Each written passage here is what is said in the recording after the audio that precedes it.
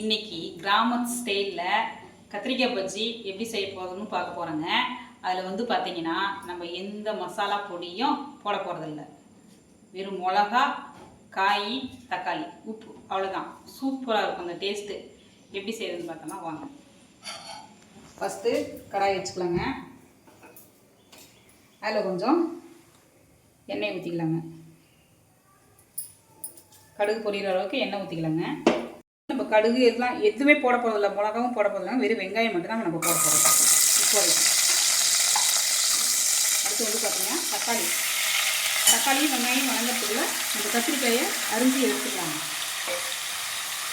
கத்திரிக்காயை வந்து இந்த மாதிரி கோம்பு எடுத்துட்டு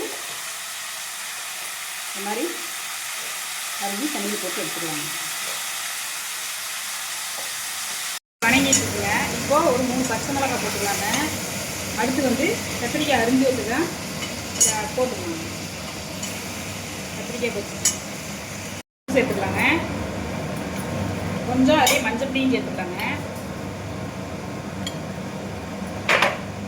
அப்போ கிராமத்தில் இருந்தால் பார்த்தா பானையில் வச்சு கரையிலாங்க. ஆனால் இங்கே வந்து நம்மளுக்கு பானையெல்லாம் எங்கே இருக்குதுங்க, கரையிறதுலாம் இல்லை. அதனால் வந்து நம்ம இந்த மாதிரி குக்கரில் வச்சோம்னா சீக்கிரம் ரெடி ஆகிடும். இப்போ இதெல்லாம் போட்டதுக்கப்புறங்க இதில் வந்து ஒரே டம்ளர் தண்ணி ஊற்றிட்டு மூடி வச்சிடலாங்க. மூடி வச்சு ஒரே விசில் எடுத்துக்கலாங்க. வந்துருச்சுங்க. விசில் வந்ததுக்கப்புறம் நம்ம விசில் எடுத்து விட்டு காய்ச்சி கொட்டிக்கலாங்க. வெயிலுக்கு அடுப்படியில் நிற்கவே முடியலைங்க. ரொம்ப காந்தாக இருக்குது. அந்த அளவுக்கு வெயில் இப்படியே இருக்குது.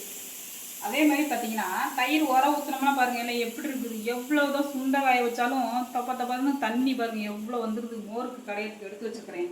மோர் கடையணுங்க. அவ்வளோ தண்ணியாட்டம் வருது. தயிரும் கெட்டியாகவே வரமாட்டேங்குதுங்க.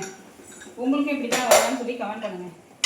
பாருங்கள் நல்லா 2 விசிலுக்கு கத்திரிக்காயும் தக்காளியும் நல்லா இந்த அளவுக்கு வந்துருச்சுங்களா. இப்போ இதை எடுத்து அந்த பக்கம் வச்சுட்டு தாளித்து கொட்டி கரைஞ்சி எடுத்துக்கலாங்க. போது சிம்னி சவுண்டு வரும், கொஞ்சம் அட்ஜஸ்ட் பண்ணிக்கிங்க. எண்ணெய் காஞ்சிச்சுங்க. இப்போ நம்ம கடுகு போட்டுக்கலாங்க. கடுகு போட்டதுக்கப்புறம் ஜீரகம் கொஞ்சம் போட்டுக்கலாங்க. உடச்ச உளுந்து போட்டுக்கலாங்க. கொஞ்சம் பால் பெருங்காயம்லாம் அப்போல்லாம் பார்த்தீங்கன்னா அவ்வளோ காட்டமாக இருக்கும். இப்போல்லாம் காட்டம் கம்மியாக தாங்க வருது. ஒன்று போட்டால் கூட காரம் அந்த காட்டம் வரமாட்டேங்குது, பெருங்காயம் காட்டம். அடுத்து வரமிளகா கிள்ளி வச்சதை போட்டுக்கலாங்க. அதுலேயே வந்து கொஞ்சம் கருவேப்பிலை போட்டுக்கலாங்க. கொஞ்சம் வெங்காயம் அரிஞ்சது போட்டுக்கலாங்க. போட்டு நல்லா இந்த மிளகா சேவக்கிற அளவுக்கு நல்லா செவந்து வரணுங்க. இப்படியே போட்டு இப்படியே தாளிச்சு கொட்டிடுங்க. தாளிச்சு கொட்டிட்டு இதுலேயே கொஞ்சம் நேரம் ஒரு கொதி வந்தோடனே அப்படியே கடைஞ்சி எடுத்துக்க வேண்டாம்.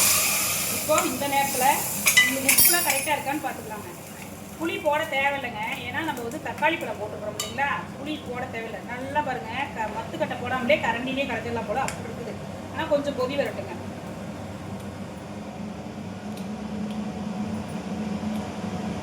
உப்பு காரம் எல்லாமே சூப்பராக கரெக்டாக இருக்குதுங்க.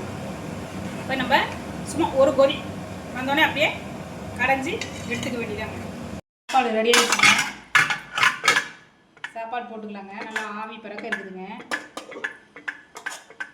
சாஃப்டாக வெந்து பூ மாதிரி இருக்குதுங்க சாப்பாடு. அப்புறம் கத்திரிக்காயும் தக்காளியும் போட்ட பஜ்ஜிங்க.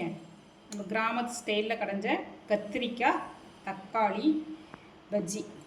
ஸோ இதுதான் வந்து பார்த்தீங்கன்னா நீ வீடியோ எடுத்திருக்கோம். இன்னைக்கு வீடியோவுக்கு வரும் கத்திரிக்காய் தக்காளி பஜ்ஜி. அடுத்து வந்து பார்த்தீங்கன்னா கேரட் பொரியலுங்க. நல்லா இது தேங்காய் பூ போட்டு நல்லா வேக வச்சு எடுத்து வச்சாச்சுங்க. கேரட் பொரியல். அடுத்து வந்து பார்த்திங்கன்னா கீரைங்க, முருங்கைக்கீரைங்க. இது வந்து நம்ம மரத்துலேயே இருந்ததுங்க. முருங்கைக்கீரை கொஞ்சம் வச்சுக்கோங்க. முருங்கைக்கீரை கசப்பே இல்லாத நல்லா சூப்பராக இருக்குங்க. சின்ன வெங்காயம் தேங்காய் பூலாம் திருவி போட்டு வச்சுருக்குறோங்க. அதுக்கடுத்து வந்து பார்த்திங்கன்னா பாயில் எக் வச்சுக்கலாங்க.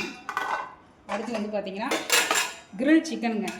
தயிர் லெமன் இதெல்லாம் வந்து புழிஞ்சு விட்டு மசாலா போட்டு ஒரு 1/2 hour ஊற வச்சு கிரில் சிக்கன் பண்ணியிருக்கோம். நம்ம நல்லா சாஃப்டாக இருக்குங்க இந்த கறி. கிரில் சிக்கன் வந்து பார்த்திங்கன்னா அடுத்து வந்து பார்த்திங்கன்னா மோர் இந்த வெயிலுக்கு நல்லா குழு குழு குழு குழுன்னு மோருங்க, சூப்பரான ஒரு மோர். சாப்பிட்டு அப்படியே குடிச்சிக்கலாம், இல்லாட்டினா சாதத்துலேயும் ஊற்றி போட்டுக்கலாங்க. அப்புறம் தக்காளி ரசம், இது வந்து பார்த்திங்கன்னா. அடுத்து தயிர், பால் ஊற ஊற்றி வச்சுருக்கேன். நம்ம வீட்டு சாப்பாடுங்க, வீட்டு சாப்பாடுங்க. எப்படி இருக்குன்னு சொல்லுங்கள். சூப்பராக இருக்குங்களா எல்லாம்? அப்புறம் விரும்புகிறத சாப்பிடுங்க, ஹெல்த்தியாக சாப்பிடுங்க. லைக் பண்ணுங்கள், ஷேர் பண்ணுங்கள், சப்ஸ்கிரைப் பண்ணுங்கள். பாய்ங்க, அடுத்த வீடியோவில் சந்திக்கலாம்.